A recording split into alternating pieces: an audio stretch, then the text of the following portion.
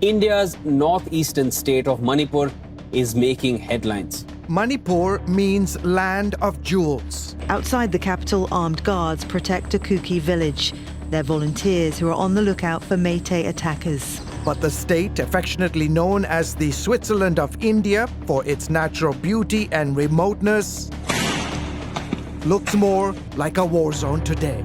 Some argue the Northeast Indian state is in a state of civil war, with news of burnings and beheadings. Religious and ethnic clashes between the Hindu-majority Meitei community and the tribal Christian Kuki minority over land and influence in the state has left at least 180 people dead and over 500 injured. 300 churches have been destroyed. And just imagine that, if 1, 2, 5, 10 were destroyed. But we're talking about 300 churches destroyed. The European Parliament accuses India's Hindu-led BJP government and its Prime Minister Narendra Modi of fueling the violence by pursuing, quote, politically motivated, divisive policies promoting Hindu majoritarianism.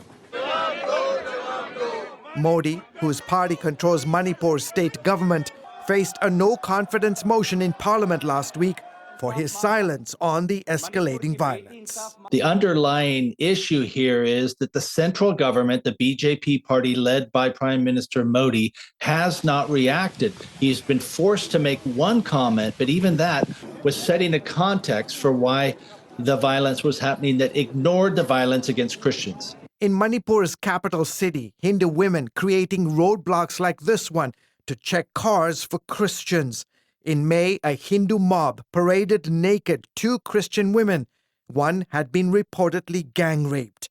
Several videos on social media showed mobs also burning down churches. The perpetrators themselves are posting videos of mob attacks on churches. They're showing the churches being burned down. They literally show the police stepping aside to allow the mob to attack these Christian churches. As a result, Christians have lost complete trust in the Manipur police.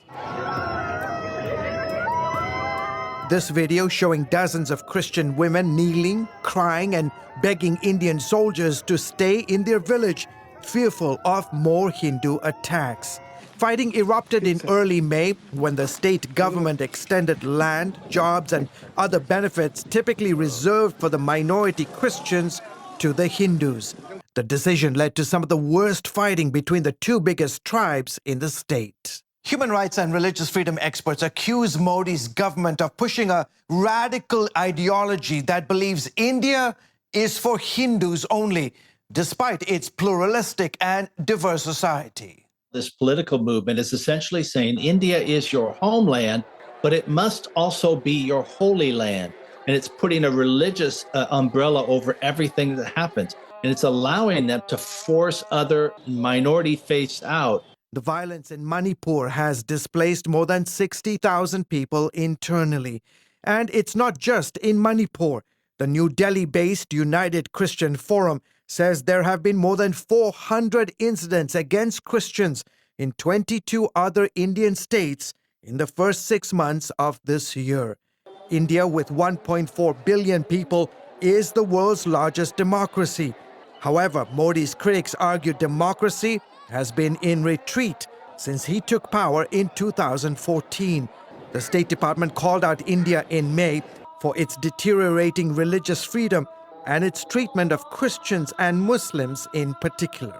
Government actions, including the passage and enforcement of discriminatory policies, such as hijab bans, anti-conversion laws, and anti-cow slaughter laws, have created a culture of impunity for threats and violence by vigilante groups, especially against Muslims and Christians.